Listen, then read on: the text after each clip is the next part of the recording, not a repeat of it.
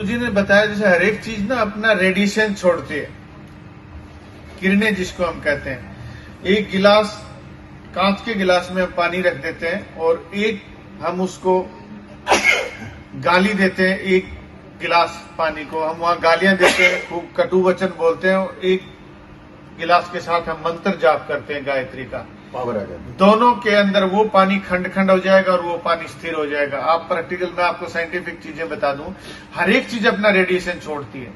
शिवलिंग पे दूध चढ़ाने का जो है ना, उनका पूरा संबंध हमारी मानसिक अवस्था से है, मनुष्य की। जो लोगों को चित्त की व्याकुलता है, परेशानी है, बेचैनी है, भय है, ईर्ष्या, अहंकार, उदासी, अकेलापन, धोखे, लालच, वो सब चंद्रमा के फोर्ट की वजह से। और जो लोग ये प्रैक्टिकल उपाय करते हैं, जिन लोगों को ये सलाह दी जाती है कि आप शिवलिंग पे कच्चा दूध चढ़ाइए, तो वो चिकित्सा है और हर एक चीज अपने रेडिएशन छोड़ती है। उसका ये मतलब नहीं है कि आप वो दूध चढ़ाएंगे तो बाकी पब्लिक भूखी मर जाएगी। और जो लोग दूध नहीं चढ़ाते जिन धर्मों में, क्या वो अमीर हो गए सब? जिन धर्मों में शिवलिंग पे दूध नहीं चढ़ाते, उनकी आप पॉपुलेशन देखिए कितनी गरीबी में है और कितनी गुर्बत में जीते हैं। क्या वो अमीर होगी? तो मिथ्या चीजों का जो है ना भरम मत पालिएगा। और मैं फिर अनुरोध करता हूं गुरुजी से कि हमारे युवाओं को थोड़ा सा डीपली आपने बहुत अच्छा समझाया और मैं आभारी हूं आपका। तो युवाओं को एक दो बातें गुरुजी और बताएं कि इन चीजों के क्या लॉजिक है और ये साइंटिफिक तरीके से भी आप जानना चाहेंगे। लेकिन एक बात और बता दूं आपको, अकेले विज्ञान से भी नहीं जिया जा सकता। साइंस से, अकेले विज्ञान से जिया जाता तो अमेरिका हमसे 50 साल आगे होता। क्यों? वो मेडिटेशन में, योग में, अध्यात्म में आता। अपनी अपनी जगह दोनों की महत्ता है। विज्ञान अपनी जगह और अध्यात्म अपनी जगह। अकेले विज्ञान से भी आप नहीं जी सकते और अकेले अध्यात्म से भी। इसलिए मैं बताता हूं कि वीणा के तार ज्यादा खींचते हैं तो टूट जाते हैं और ढीले रहते हैं तो सरगम पैदा नहीं होता। हमें जीने के लिए दोनों ही चीजें चाहिए। हमें मोटर गाड़ी भी चाहिए, जहाज भी चाहिए, लेकिन मानसिक शक्ति बढ़ाने के लिए हमें गायत्री मंत्र भी चाहिए। आज हम कहते हैं, मैं एक चीज कहता हूं कि ज्ञान पहले था कि विज्ञान पहले था। उसने कहा ज्ञान पहले था जी। पहले ज्ञान हुआ फिर विज्ञान हुआ। तो जब ज्ञान है तो फिर विज्ञान है।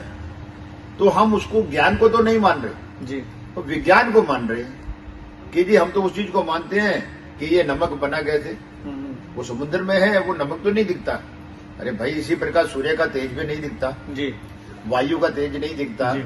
है ना, अग्नि का तेज नहीं दिखता, केवल एहसास कर पाते हैं। तो वो तो सारे, फिर उसको कैसे आप मान रहे हो? उसमें जो भोजन पकाया जाता है, कैसे भोजन पक जाता है? तो उसी प्रकार वो जो अग्नि है जो हम चूल्हे में जलाते हैं जी, उससे भोजन बनने लगता है। आप जो गुरुजी ने जैसे बताया ना, आपको युवाओं को मैं बताना चाहता हूँ सूरज के माध्यम से कि गुरुजी ने इतनी अच्छी बात बताई आपको कि सूरज, पृथ्वी और मानव बहुत गहरा जोड़ है किन्हीं अनजाने रास्तों से। जब जब सूरज पे आणविक बदलाव आते हैं तो ये जो हमारी पृथ्वी है ये युद्ध, भूकंप और महामारियों से भर जाती है। क्या मानव की छोटी सी काया में कोई आत्मिक बदलाव नहीं होते होंगे? बहुत बड़े बदलाव होते हैं जमीन पे। जैसे एक माँ, उसकी बेटी और उसकी बेटी, तीनों की नस नाड़ियों में एक ही टाइप का खून प्रभावित होता है और तीनों की बॉडी एक ही सेल से बनी है। एक बेटी की हॉरोस्कोप से वही आएगा जी, ये जाना जा सकता है कि इसकी माँ के शरीर में क्या बीमारी है और उसकी माँ के शरीर में क्या बीमारी है। और एक बेटी की बीमारी कंट्रोल करके हम नक्षत्रों के द्वारा तीनों की बीमारियों को ठीक किया जा सकता है, जो बीमारियां हमारे थॉट्स और इमोशन से जुड़ी हुई है।